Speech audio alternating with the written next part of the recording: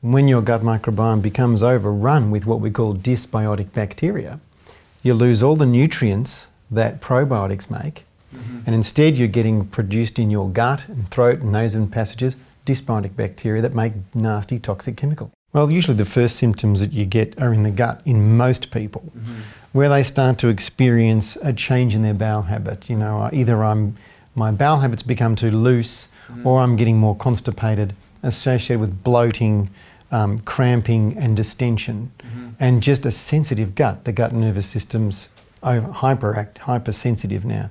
So it's usually those symptoms. Your gut has only a few ways of telling your brain that it's not happy. And it's usually the symptoms I've just described. So if you've got any of those, that's generally your gut telling you something's not right here. Once it goes beyond the gut, the classic symptoms are going to be brain fog, poor mood, anxiety, poor sleep, agitation. So many patients of mine with inflammatory bowel disease have been told time and time again that diet plays no role. A lot of them change their diet. I get them to change their diet. Doing that alone, many of them come back and say, hey, I'm in remission, man. I'm going off my medications. All we've done is change the way they've eaten.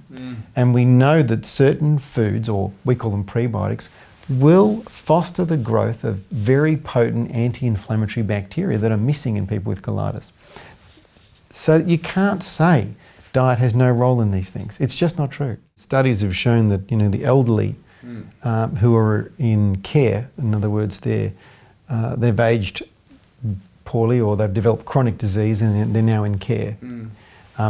Studies have looked at their microbiome compared to fit, healthy elderly people of the same age, still independent, living at home, and the microbiomes are completely different.